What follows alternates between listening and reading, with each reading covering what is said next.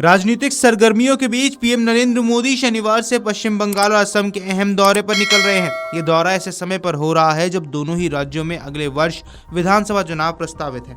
प्रधानमंत्री का ये कार्यक्रम केवल विकास परियोजनाओं के उद्घाटन तक सीमित नहीं है, बल्कि इसका साफ राजनीतिक संदेश भी अब माना जा रहा है। इस दौरान वे पश्चिम बंगाल और असम के हजारों करोड़ रुपए का विकास योजना की सौगात देने वाले हैं और जनसभाओं को संबोधित भी करेंगे। शनिवार दोपहर बाद पीएम बंगाल से असम के लिए रवाना होंगे।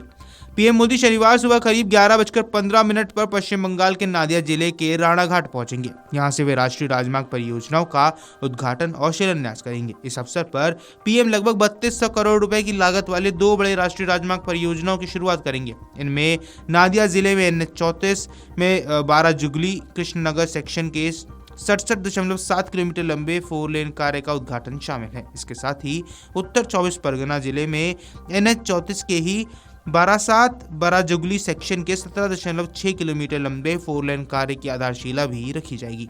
इस कार्यक्रम में केंद्रीय सड़क परिवहन एवं राजमार्ग मंत्री नितिन गडकरी भी मौजूद रहेंगे। पश्चिम बंगाल के लिहाज से ये दोनों परियोजनाएं बेहद अहम मानी जा रही हैं। इनके पूरा होने से कोलकाता और सिलीगुड़ी के बीच सड़क संपर्क और मजबूत होगा। अभी इस मार्ग पर जाम और धीमी रफ्तार बड़ी समस्या है, लेकिन इन 4 लेन परियोजनाओं के शुरू होने से सफर का समय करीब 2 घंटे तक कम होने की उम्मीद है। इससे न केवल आम यात्रियों को राहत मिलेगी, बल्कि व्यापार और पर्यटन को भी बढ़ावा मिलने वाला है। बिहार में हालिया चुनावी जीत के बाद पीएम मोदी की ये पहली पश्चिम बंगाल यात्रा मानी जा रही है। राजनीतिक हलकों में इसे बेहद अहम भी माना जा रहा है, क्योंकि पीएम का भरोसा है कि जिस तरह बिहार में बड़ा बदलाव देखने को मिला, उसी तरह बंगाल में भी राजनीतिक समीकरण बदल सकते हैं। इसी रणनीति के तहत पीएम की रैली नादिया जिले के ताहिरपुर इलाके में आयोजित की गई है। ये इलाका मतुआ समुदाय और शरणार्थी आबादी की बड़ी संख्या के लिए जाना जाता है। ताहिरपुर राणाघाट उत्तर 24 परगना का ठाकुर नगर मतुआ समुदाय का प्रमुख केंद्र माना जाता है। भाजपा लंबे समय से इस समुदाय के बीच अपनी पकड़ मजबूत करने की कोशिश कर रही है। ऐसे में प्रधानमंत्री का यहां से चुनावी प्रचार की शुरुआत करना केवल संयोग नहीं माना जा रहा। एक ही रैली के जरिए प्रधानमंत्री कई जिलों के मतदाताओं को साधने की कोशिश भी करेंगे। माना यह भी जा रहा है कि इस रैली में नागरिकता, विकास और बुनियादी सुविधाओं जैसे मुद्दों को प्रमुखता से उठाया जाएगा।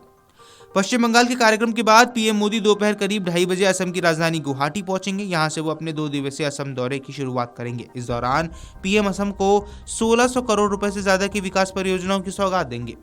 इनमें बुनियादी ढांचे, परिवहन और नागरिक सुविधाओं से जुड़ी कई योजनाएं शामिल हैं। साथ ही प्रधानमंत्री जनसभाओं को संबोधित कर केंद्र सरकार की उपलब्धियां भी गिनवाएंगे। आपको बता दें, गुवाहाटी पहुंचने के बाद प्रधानमंत्री सबसे पहले गुवाहाटी हवाई अड्डे पर बने नए टर्मिनल के बाहर असम के पहले मुख्यमंत्री गोपीनाथ बोरदोलोई की 80 फीट ऊंची प्रतिमा का अनावरण करेंगे। ये प्रतिमा असम के इतिहास और उसकी राजनीतिक विरासत को सम्मान देने के तौर पर स्थापित की गई है।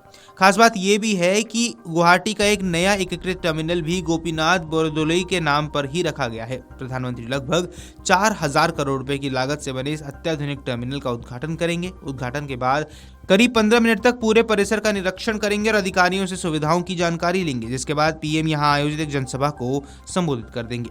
यह टर्मिनल पूर्वोत्तर भारत के हवाई संपर्क को नई ऊंचाई देने वाला माना जा रहा है और इससे गुवाहाटी अंतर्राष्ट्रीय स्तर पर एक बड़े एयर हब के रूप में उभर सकता है।